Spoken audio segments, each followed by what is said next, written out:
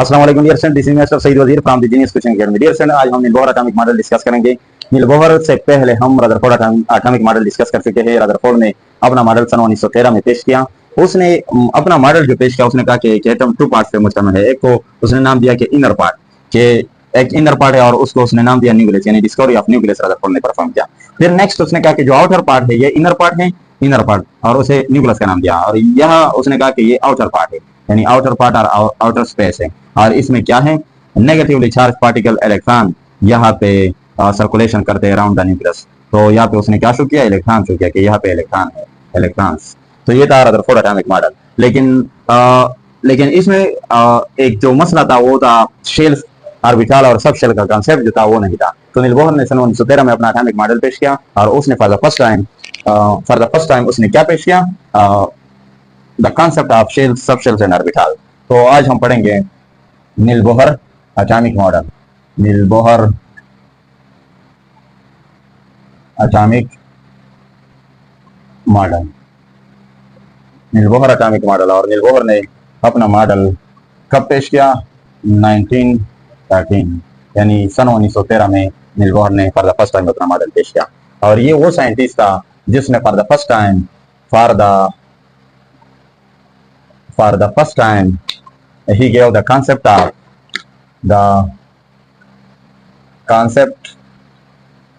of shells, subshell and orbitals. For the first time उसने shell, subshells और orbital का concept पेश किया। ठीक है, तो उसने एक थ्योरी पेश की जिसे निलबोहर एटॉमिक थ्योरी या मॉडल का नाम भी दे सकते हैं। और उस मॉडल के कुछ पोस्टुलेट्स थे। क्या थे? पोस्टुलेट्स। अब उन पोस्टुलेट्स की तरफ हम आते हैं कि उसने क्या कहा है। पोस्टुलेट का मतलब है कि वो कुछ इंपॉर्टेंट पॉइंट उसने पेश किए about the atom, important points. वो इंपॉर्टेंट पॉइंट्स कौन कौन से थे, उनकी तरफ हम आते हैं। नंबर फर्स्ट उसने कहा कि इलेक्ट्रॉन्स, रदरफोर्ड ने कहा था कि electrons are revolving around the nucleus in the outer space. उसने शेल्स का कांसेप्ट नहीं दिया था। तो उसने फॉर द फर्स्ट टाइम, और ये याद रखिए, एमसीक्यूज के लिए भी याद रखिए कि निलबोहर ने ये कौन से एटम के लिए, for hydrogen atom, he studied for the first time the hydrogen atom, and it is also applicable for just uni electronic system. MCQs याद रखिए, यूनी इलेक्ट्रॉनिक सिस्टम के लिए ये एप्लीकेबल है। Niels Bohr atomic model is applicable for uni electronic system, यानी इसका मतलब है कि H के लिए एप्लीकेबल है, इसका मतलब है कि हीलियम के लिए एप्लीकेबल नहीं है। क्यों? क्योंकि इसमें ये 1s1 है, एक इलेक्ट्रॉन है, लेकिन यहाँ पे 1s2 है। लेकिन अगर इसी हीलियम को मैं किस चीज में शिफ्ट कर लो, He+1, तो फिर एप्लीकेबल है। यहाँ पे एक इलेक्ट्रॉन है, क्योंकि एट द सेम टाइम एक इलेक्ट्रॉन की एनर्जी उसकी लोअर शेल से हायर शेल में एक्साइटेशन और de excitation from higher to lower shell वो स्टडी कर सकता था। ठीक है, इसी तरह अगर लिथियम की बात कर ले तो इसका एटॉमिक नंबर 3 है, 3 इलेक्ट्रॉन है। तो इसको हम +2 स्टेट में, बेरिलियम की अगर बात कर ले तो बेरिलियम को +3 स्टेट में हम स्टडी कर सकते हैं। बोरान की अगर बात कर ले तो इसको हम +4 स्टेट में स्टडी कर सकते हैं। ठीक है, तो ये याद रखें क्योंकि ये यूनी इलेक्ट्रॉनिक सिस्टम के लिए एप्लीकेबल था। यहाँ पे हमारे पास है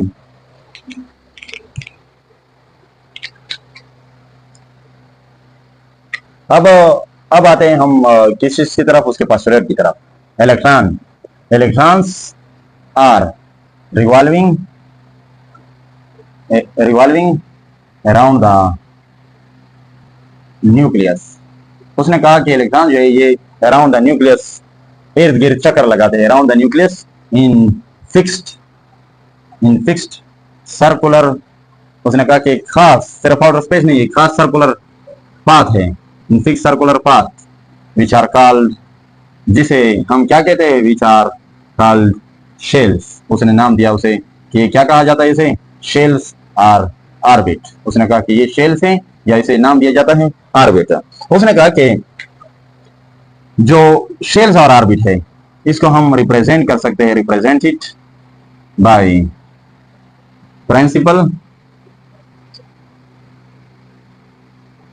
क्वांटम नंबर, यानी प्रिंसिपल क्वांटम नंबर से इसको हम शो कर सकते हैं। ठीक है, प्रिंसिपल क्वांटम नंबर क्या है, n है। When n is equal to 1, n is equal to 2 for second shell, for third shell n is equal to 3, for fourth shell n is equal to 4, for five shell n is equal to 5, 6, 7 and so on. ठीक है, तो उसने कहा कि उसको हम नाम देते हैं, पहले शेल को उसने के का नाम दिया, सेकंड को उसने एल, थर्ड को एम, एन, ओ, पी, क्यू, ठीक है, इस तरह नाम दिया।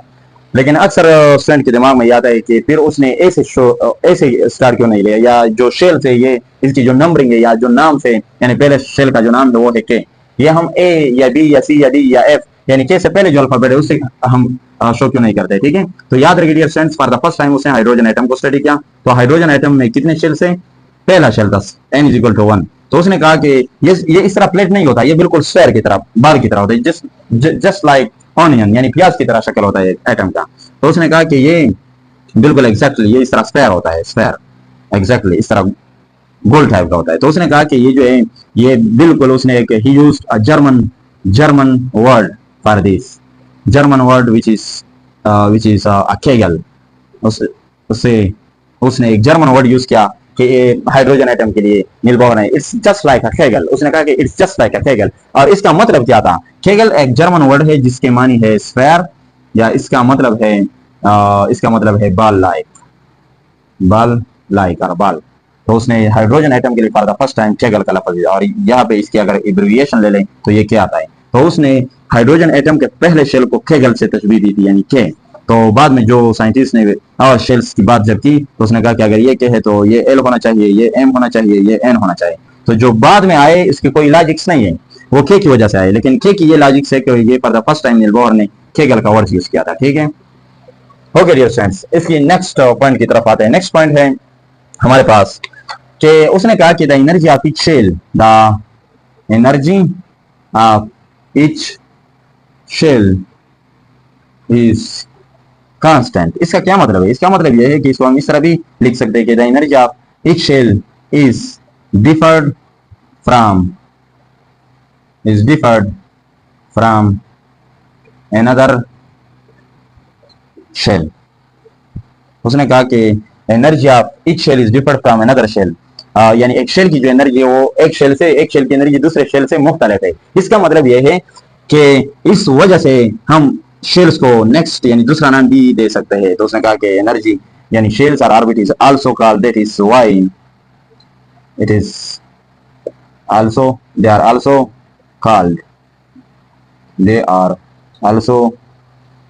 Called energy levels. उसने कहा कि इसको हम एनर्जी लेवल्स का नाम भी दे सकते हैं कि अगर हम, यह है सपोज न्यूक्लियस इलेक्ट्रॉन को अपनी तरफ खींच रहा है, तो यहाँ पे अगर एक इलेक्ट्रॉन है नेगेटिव चार्ज, इसको जबरदस्ती यानी स्ट्रांगली अट्रैक्ट करेगा न्यूक्लियस, या इसको ज्यादा स्ट्रांगली अट्रैक्ट करेगा, या इस शेल में जो इलेक्ट्रॉन है इसको स्ट्रांगली अट्रैक्ट करेगा, या इस शेल में जो इलेक्ट्रॉन है इसको स्ट्रांगली अट्रैक्ट करेगा। तो डियर स्टूडेंट्स याद रखें, इस शेल की एनर्जी के शेल की एनर्जी एल से मुख्तलिफ होगी, एल की एनर्जी मुख्तलिफ होगी एम से, इसकी मुख्तलिफ होगी इससे। तो इसका मतलब ये है कि these are the levels of energy. तो ये एनर्जी के लेवल्स है। सो दैट्स व्हाई ऑर्बिट्स और shells are also called as energy levels. तो उसको एनर्जी लेवल्स का नाम भी दिया गया। डियर स्टूडेंट्स आप ऐसा कर ले कि इससे स्क्रीनशॉट ले ले, तो फिर हम नेक्स्ट पॉइंट की तरफ। जो थर्ड पॉइंट था उसने कहा कि द एनर्जी ऑफ इलेक्ट्रॉन, यानी एनर्जी ऑफ इलेक्ट्रॉन किस चीज पे डिपेंड करेगा, जिस शेल से इलेक्ट्रॉन बिलोंग करेगा या जिस शेल से इलेक्ट्रॉन ताल्लुक रखेगा उसी शेल्स की तरह उस इलेक्ट्रॉन की एनर्जी भी होगी। Energy of electron is directly proportional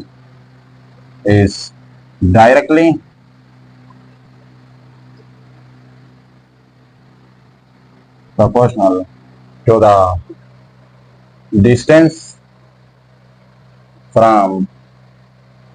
from the nucleus, यानी जितना न्यूक्लियस से एक इलेक्ट्रॉन दूर होगा उतना उसकी एनर्जी क्या होगी। Energy of the electron is directly proportional to the distance को हम आर से रिप्रेजेंट करते हैं, ठीक है, रेडियस से।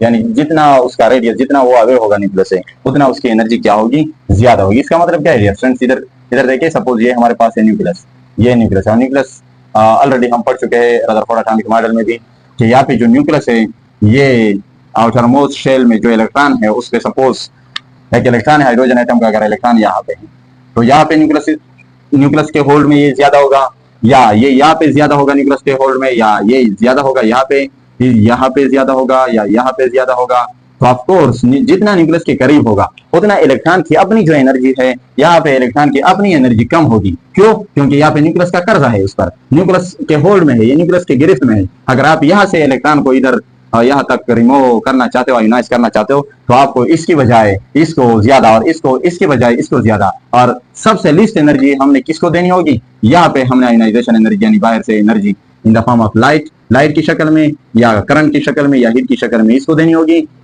फिर उससे ज्यादा थोड़ा ज्यादा इससे, फिर इससे और भी ज्यादा, इससे और भी ज्यादा, और सबसे ज्यादा इसको हमने देना होगा। क्यों? क्योंकि यहाँ पे इलेक्ट्रॉन की एनर्जी खुद बहुत बहुत कम है, बहुत ज्यादा कम है, और यहाँ पे इलेक्ट्रॉन की जो एनर्जी है वो बहुत बहुत ज्यादा है बमुकाबला इसके। ठीक है, इसको हम कुछ इस तरह तशबीह दे सकते हैं कि सपोज यहाँ पे एक कुआं है, यहाँ पे इस कुएं में दो कुएं हैं, इसमें एक लड़का नीचे गिर चुका है इस कुएं में। ठीक है, ये कुआं है, कुआं। यहाँ पे आप खड़े हो और इसको उठाना चाहते हो, तो इस लड़के को आप जब उठाएंगे तो इसको ज्यादा एनर्जी आपने देनी होगी, या सपोज आप इसी सेम लेवल पे खड़े हो, लेकिन यहाँ पे यही लड़का यानी यही इलेक्ट्रॉन है, और यही लड़का मीन यही इलेक्ट्रॉन है किसी दूसरे कुएं में गिर चुका है। ठीक है, और आपने इसको उठाना है, तो ये इसका लेवल ये था, और ये अब थोड़ा और भी नीचे आ चुका है। ग्रेविटी यानी ग्रेविटेशनल फोर्स, ग्रेविटी के होल्ड में और भी ज्यादा है, ग्रेविटी यहाँ पे और भी ज्यादा हो चुका है, तो मुकाबला इससे यहाँ पे क्या है, ज्यादा है, यहाँ पे ज्यादा है इससे। तो इसको आपने उठाना है, तो कहाँ पे आपने ज्यादा एनर्जी देनी होगी? यहाँ पे ऑफकोर्स यहाँ पे जो आपने एनर्जी देनी होगी वो बहुत ज्यादा देनी होगी। क्यों? क्योंकि इसकी यानी यहाँ पे जो इलेक्ट्रॉन है यानी यहाँ पे जो लड़का है इसकी जो खुद अपनी एनर्जी है वो बहुत कम है, इसलिए आपने ज्यादा प्रोवाइड करनी होगी तो work done against the gravitational force. यहाँ पे आपने एनर्जी थोड़ी कम देनी होगी। क्यों? क्योंकि यहाँ पे जो इलेक्ट्रॉन है इसकी एनर्जी पहले से ज्यादा है, यहाँ पे इस लड़के के पास इसके बजाय यहाँ पे एनर्जी ज्यादा है, तो ये खुद भी थोड़ा जम मार सकता है। ठीक है, तो इसका मतलब है कि न्यूक्लियस से जितना हम दूर जाएंगे उतना इलेक्ट्रॉन की जो एनर्जी है वो कम होती जाएगी। क्यों? क्योंकि वो न्यूक्लियस के होल से आजाद होता जाएगा। और शेल्स में ये याद रखें, यहाँ पे जब इलेक्ट्रॉन होगा तो the energy of electron, MCQs के लिए भी याद रखें, energy of electron is always negative. Energy of electron in shell is always negative, ये नेगेटिव में होगा। नेगेटिव में क्यों होगा? इसका आंसर ये है क्योंकि यहाँ पे ये न्यूक्लियस के गिरफ्त में है, ये कोलम्बिक फोर्स। यहाँ पे कौन सा फोर्स है? F is equal to KQ1 charge on the proton on the nucleus, charge on the electron divide by r square, और इसके दरमियान जो डिस्टेंस है उसका स्क्वायर। ये फोर्स ऑफ अट्रैक्शन है बिटवीन द टू चार्ज, लेकिन फोर्स ऑफ अट्रैक्शन न्यूक्लियस का ज्यादा है। किस चीज पे? यहाँ पे इलेक्ट्रॉन को अट्रैक्ट कर रहा है ज्यादा, तो इसका मतलब है कि यहाँ पे इलेक्ट्रॉन कर्ज में है। ठीक है, इस पे कर्जा है, और इस अगर कर्जा है इस पे तो इसका मतलब है कि यहाँ पे इलेक्ट्रॉन की जो एनर्जी है शेल में, इन शेल ये क्या होगी? नेगेटिव होगी, नेगेटिव साइन के साथ हम शो करेंगे। ठीक है, ये इसकी डिटेल जो है फिर first year chemistry chapter number 2 atomic structure में हम करेंगे इंशाल्लाह। यहाँ पे हम ज्यादा डिटेल में नहीं जा सकते। नंबर 4 उसने कहा कि electron doesn't emit energy nor absorb energy. Electron doesn't emit और absorb energy, doesn't emit or absorb energy when it exists in the same shell। जब तक इलेक्ट्रॉन किसी सेम शेल में, किसी एक शेल में रहता है, ये ना एनर्जी खारिज करता है। और रदरफोर्ड ने क्या कहा था? रदरफोर्ड ने कहा था कि जब ये रदरफोर्ड का मॉडल है, रदरफोर्ड ने कहा था कि जब इलेक्ट्रॉन न्यूक्लियस के इर्द गिर्द यहाँ पे चक्कर लगाता है यूं, तो ये मुसलसल रदरफोर्ड का ये मॉडल था। उसने कुछ यूं शो किया था कि ये क्या है, इस तरह शो होता है। उसने कहा कि यहाँ पे इलेक्ट्रॉन बाहर की तरफ एनर्जी इमिट करेगा, और इमिट करेगा, लेकिन उसने कहा कि एब्जॉर्प्शन नहीं होगी। उसने कहा कि एब्जॉर्ब नहीं करता और इमिट कर रहा है मुसलसल, वो न्यूक्लियस के इर्द गिर्द घूमते हुए अपनी एनर्जी कम कर रहा है, जो कि बिल्कुल गलत था। तो रदरफोर्ड ने कहा कि जब नील बोर ने कहा कि रदरफोर्ड साहब जब इलेक्ट्रॉन यहाँ पे घूमता है, उसने कहा कि यहाँ पे फिक्स सर्कुलर पाथ होते हैं, और उसने नाम दिया K shell, L shell, M shell, इस तरह। ठीक है, K shell for the first time kegel से निकला था। तो उसने कहा कि यहाँ पे जब इलेक्ट्रॉन इधर उधर चक्कर लगाते हैं, घूमते हैं, ठीक है, तो यहाँ पे ये इलेक्ट्रॉन जो है ये यहाँ पे इस तरह जब घूमते हैं, तो ये जब एक ही शेल में होता है, एक ही शेल में, उसने कहा कि जब एक सेम शेल में अगर ये इलेक्ट्रॉन इसी शेल में है, या अगर ऊपर की तरफ नहीं जा रहा या नीचे की तरफ नहीं आ रहा, तो उसने कहा अगर इसी सेम शेल में है, ठीक है, अगर शर्त यह है कि अगर इसी सेम शेल में है, तो इसने कहा कि यहाँ पे ये इलेक्ट्रॉन जो है ना एनर्जी एब्जॉर्ब करेगा, एब्जॉर्प्शन होगी, ना एब्जॉर्प्शन होगी, और ना इस इलेक्ट्रॉन से इमिशन होगी, ठीक है। तो जाहिर सी बात है according to law of conservation of energy यहाँ पे ना एनर्जी इमिट हो रहा है ना एब्जॉर्ब हो रहा है, क्योंकि एक ही same at the electron is at equidistance R, इसका जो है वो सेम डिस्टेंस पे हर पॉइंट पे। तो अगर रेडियस उसने कहा अनिल बोहर ने सेम है एट इक्वी डिस्टेंस है, तो इसका मतलब है अगर डिस्टेंस जीरो है यहाँ पे इलेक्ट्रॉन ना ऊपर जा रहा है ना नीचे आ रहा है, तो उसने कहा कि यहाँ पे वर्क डन किस चीज के बराबर है, work done is equal to F dot S. तो एस यहाँ पे क्या है डिस्टेंस, तो एफ डॉट आर, यानी यहाँ पे रेडियस है, रेडियस ना इंक्रीज हो रहा है ना डिक्रीज हो रहा है जब इलेक्ट्रॉन एक सेम शेल में है। तो उसने कहा कि इसका मतलब, और कूलम फोर्स है, फोर्स तो सपोज यहाँ पे एग्जिस्ट कर रहा है, हम सपोज के मैक्सिमम है, लेकिन यहाँ पे जो क्या है, जो हमारे पास रेडियस है उसमें जो चेंज है, change in the radius, distance covered. What is distance covered? Distance covered का मतलब है कि जो चेंज है यानी final point minus initial point, ये चेंज जो है, चेंज इन द रेडियस, वो कहां से, ना ऊपर की तरफ ना नीचे की तरफ आ रहा है। तो इसका मतलब अगर ये जीरो है तो change in the distance covered ये जीरो है, तो इसका मतलब ये जीरो, तो वर्क डन जीरो है। वर्क डन क्या है, जीरो है। अगर वर्क डन जीरो है तो इसका मतलब है कि एनर्जी चेंज जीरो है, चेंज इन एनर्जी क्या है, ये जीरो है। अगर ये जीरो है तो इसका मतलब है कि इलेक्ट्रॉन ना एनर्जी एब्जॉर्ब कर रहा है ना इमिट कर रहा है, ठीक है। अब आते हैं हम नेक्स्ट पॉइंट की तरफ। उसने कहा कि नंबर 5, उसने कहा कि द एनर्जी, सॉरी, उसने कहा कि इलेक्ट्रॉन, या तो हम उसको इस तरह डायग्राम में लिखते हैं। 5th पॉइंट उसने कहा कि अगर जब इलेक्ट्रॉन नीचे शेल से ऊपर की तरफ जाता है, जब इलेक्ट्रॉन, उसने कहा कि इलेक्ट्रॉन जब सेम शेल में घूम रहा है तो ना इमिट करता है ना एब्जॉर्ब कर रहा है, लेकिन जब इलेक्ट्रॉन लोअर शेल से N1 से, या से, ये हायर शेल N2 में नाम देता हूं, या से जब ऊपर की तरफ जाता है, इसका मतलब है कि अगर आप या से इस कुएं से निकलना चाहते हो और इस कुएं के सपोज डिफरेंट लेवल है, इस लेवल से यहाँ तक आना चाहते हो, ये सपोज इसका N1 ये शेल है और ये यहाँ तक आना चाहते हो, तो आपको बाहर से एनर्जी की जरूरत होगी या बाहर सपोर्ट की जरूरत होगी। तो इसी तरह इलेक्ट्रॉन को भी बाहर से एनर्जी की जरूरत होगी। यहाँ पे एनर्जी ऑफ फोटॉन जो है वो एब्जॉर्ब होगा, तो इलेक्ट्रॉन क्या करेगा, एनर्जी को एब्जॉर्ब करेगा। लेकिन उसने कहा कि जब इलेक्ट्रॉन ऊपर से जब इलेक्ट्रॉन सपोज यहाँ पे आ गया, उसने एनर्जी एब्जॉर्ब की, सपोज इसका रिजल्ट ये है, ठीक है। तो उसने कहा कि ये इलेक्ट्रॉन जब वापस आएगा इसी शेल में, तो यहाँ पे जब यहाँ पे आएगा तो यहाँ पे इससे एनर्जी क्या होगी, एनर्जी इमिट होगी, तो ये एनर्जी इमिट करेगा, ठीक है, इमिट्स एनर्जी, तो यहाँ पे ये एनर्जी इमिट करेगा। नेक्स्ट हमारे पास जो पॉइंट है, पॉइंट नंबर 6, उसने कहा कि दो शेल्स के दरमियान जो एनर्जी डिफरेंस है वो है the energy difference between two shells, energy difference between two shells. ये क्या होगा, energy difference between two shells. उसने कहा कि ये क्या होगा, ये delta E is equal to E2 minus E1। E2 is the energy of electron in any higher shell, जब हायर शेल में होता है इलेक्ट्रॉन की एनर्जी, और E1 means any energy of electron in any lower shell. Lower shell और higher shell का मतलब क्या है, लोअर शेल का मतलब है कि वो शेल नियरेस्ट टू द, यानी अगर सपोज हमने के और एल की बात कर लो तो के न्यूक्लियस के करीब है तो ये लोअर शेल हुआ, यहाँ पे एनर्जी ऑफ इलेक्ट्रॉन E1 से हम शो करेंगे। अगर E2 की बात कर लो तो यहाँ पे के और एल के दरमियान जो E2 है वो energy of electron in L shell होगी। लेकिन अगर यहाँ में के और एम की बात कर लो, के एल एम, तो के शेल लोअर शेल है और एम हायर शेल है। लेकिन अगर यहाँ पे एल और एम के दरमियान में बात कर लो तो L is lower shell which is nearest to the nucleus and M is a higher shell which is away from the nucleus। तो ये नियरेस्ट शेल है तो न्यूक्लियस, ये न्यूक्लियस के करीब नियरेस्ट शेल है। और जो E2 है ये क्या है, अवे फ्रॉम न्यूक्लियस, ये अवे है। तो जाहिर सी बात है हायर एनर्जी से हम लोअर को माइनस करेंगे, ठीक है।